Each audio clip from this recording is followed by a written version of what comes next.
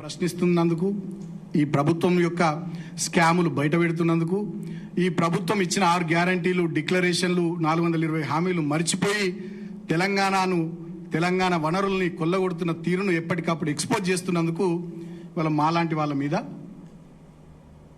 అక్రమంగా కేసులు పెడతా ఉన్నారు. సరే, డెఫినెట్గా ప్రజల పక్షాన పోరాటం చేస్తాం, కేసుల్ని కూడా ఎదుర్కొంటాం, ఖచ్చితంగా గట్టిగా నిలబడతామని చెప్పి సందర్భంగా నేను తెలియజేస్తూ ఉన్నా. అంతేకాకుండా ఇవాళ పొన్నం ప్రభాకర్ గారు, అదేవిధంగా మంత్రి లక్ష్మణ్ కుమార్ గారు మాట్లాడారు. సింగరేణి కార్మికులు బాల్క సుమన్ మీద తిరగబడాలని. వస్తావా పొన్నమన్నా? పోదామా సింగరేణి ఏరియాకు? కార్మికులు నా మీద తిరగబడతారా, నీ మీద తిరగబడతారా? పోదామా? ఏదైనా కొనుగోలు కేంద్రం రైతుల దగ్గరికి పోదామా? మన కరీంనగర్ జిల్లాలో మీరే డిసైడ్ అయ్యారు, ఒకటి మీ హుస్నాబాద్ కాన్స్టిట్యున్సీ అయినా పర్లేదు, ఏదైనా రైతుల కొనుగోలు కేంద్రం దగ్గరికి పోదాం పాండ్రి, వడ్ల కొనుగోలు కేంద్రం రైతుల దగ్గరికి. మరి నా మీద తిరగబడతారా, మీ మీద తిరగబడతారా చూసుకుందాం. ఇవాళ నిరుద్యోగులు 2 లక్షల ఉద్యోగాలు ఇస్తామన్నారు, నిరుద్యోగ వృత్తి 4,000 ఇస్తామన్నారు, జాబ్ క్యాలెండర్ అన్నారు, ఏది లేదు. మరి పోదామా నిరుద్యోగుల దగ్గరికి? అశోక్ నగర్కి వస్తావా అన్న? పొన్నమన్నా మీరు వస్తారా? మీ ముఖ్యమంత్రి గారు వస్తారా? మీ మంత్రులు వస్తారా? మీ కాంగ్రెస్ పార్టీ ఎమ్మెల్సీలు వస్తారా నా మీద కేసు పెట్టమని ఇవాళ కంప్లైంట్ ఇచ్చిన వాళ్ళు? పోదాం పాని, మరి అశోక్ నగర్ పోదాం పాని నిరుద్యోగుల దగ్గరికి. ఇవాళ రాష్ట్రంలో ఒక అప్రకటిత ఎమర్జెన్సీ నడుస్తూ ఉంది. ఇవాళ రాష్ట్రంలో ఒక నియంతృత్వ పాలన నడుస్తూ ఉంది.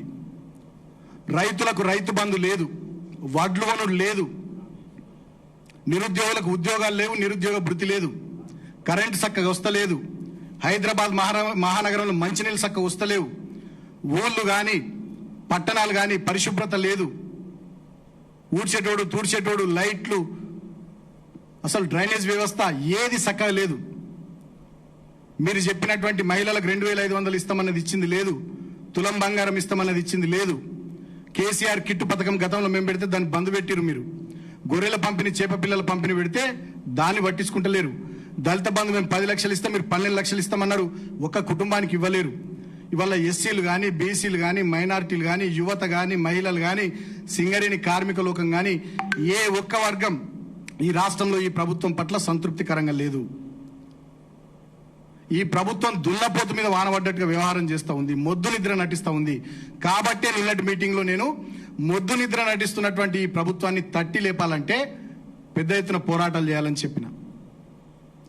తెలంగాణ ఉద్యమంలో ఎట్లయితే ఆనాడు పోరాటాలు చేసినామో, సాగరహారము, మిలియన్ మార్చు, అసెంబ్లీ ముట్టడి, సడక్ బంద్ లాంటి కార్యక్రమాలు చేసినామో, అటువంటి కార్యక్రమాలు పెద్ద ఎత్తున చేస్తేనన్నా ఈ ప్రభుత్వంలో కదలికి వస్తుంది అని చెప్పి నేను మాట్లాడినా. ఇక దాన్ని కోడిగుడ్డు మీద ఈకలు వీక్కుంటా, కోడిగుడ్డులో బొక్కలు వెతుక్కుంటా, పైశాచికానందం బాల్క సుమన్ ఇట్లన్నాడు అట్లన్నాడు అని చెప్పి వాళ్ళ అనుకూల మీడియాలో, వాళ్ళ సోషల్ మీడియాలో ట్రోల్ చేస్తూ ఉన్నారు. సరే చేసుకోండి. ఇక అది ఇంత దూరం పోయిందంటే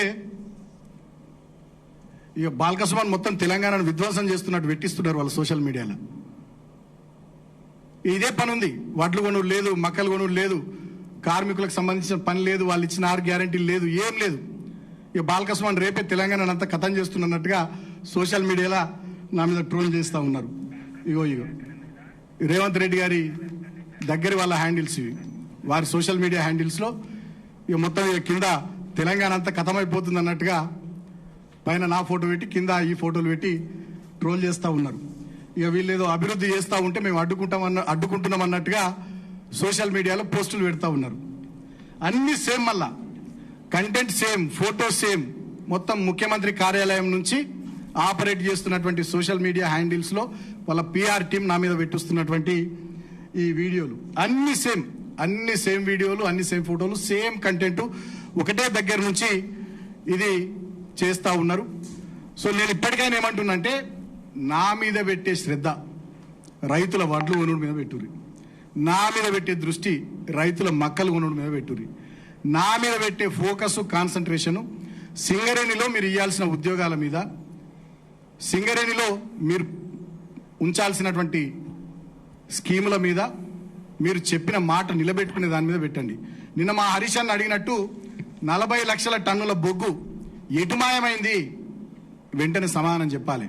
1600 కోట్ల విలువ చేసే బొగ్గు, 40 లక్షల మెట్రిక్ టన్నుల బొగ్గు ఎటుమాయమైంది?